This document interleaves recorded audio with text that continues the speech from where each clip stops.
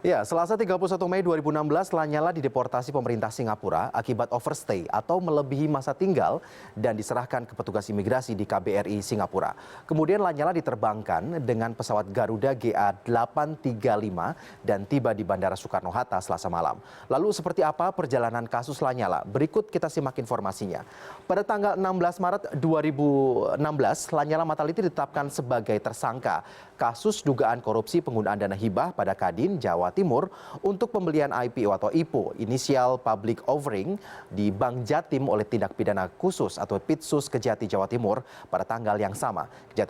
Kejaksaan Tinggi Jawa Timur juga mengeluarkan surat perintah penyidikan atau sprindik terhadap Lanyala atas kasus korupsi dana hibah.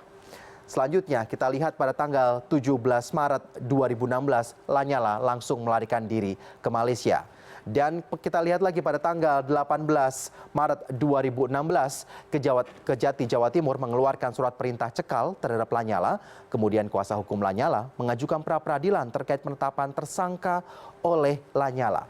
Dan selanjutnya pada tanggal 21 Maret 2016 Lanyala tak hadir pada panggilan pertama, kedua, bahkan panggilan yang ketiga ketika sudah ditetapkan menjadi tersangka. Selanjutnya pada tanggal 30 Maret 2016, Lanyala tidak lagi di Malaysia.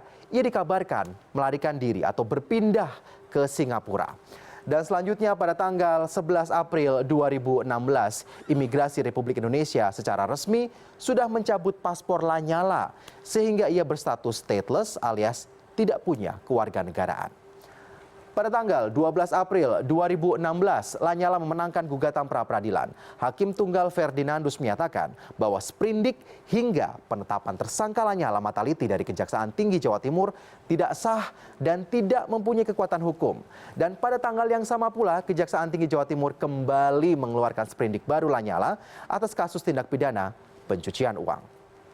Kita lihat pada tanggal 22 April 2016 Kejaksaan Tinggi Jawa Timur lagi-lagi mengeluarkan sprindik baru terhadap Lanyala atas kasus korupsi dana hibah. Dan pada tanggal 25 April 2016 anak Lanyala mengajukan pra-peradilan ke Pengadilan Negeri Surabaya. Dan akhirnya pada tanggal 23 Mei tahun 2016 Lanyala menang gugatan pra-peradilan. Tak mau ketinggalan, akhirnya pada tanggal 30 Mei 2016, Kejaksaan Tinggi Jawa Timur kembali mengeluarkan sprindik baru terhadap Lanyala Mataliti atas kasus korupsi dana hibah ini.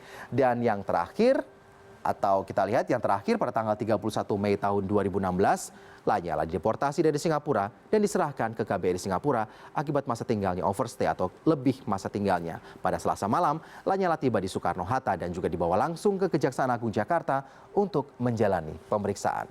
Sebuah perjalanan yang sangat panjang yang harus dilalui oleh Lanyala. Harus lari ke Malaysia, lari ke Singapura, sampai akhirnya dinyatakan overstay dan ditangkap imigrasi dan diserahkan KBRI dan akhirnya kembali lagi ke Jakarta. Betul sekali, setelah 2,5 bulan, akhirnya kembali ke Indonesia. Kita lihat perjalanan kasus dari Lanyala ini akan berakhir seperti apa nanti. Betul, dan tentunya akan kita update terus beritanya.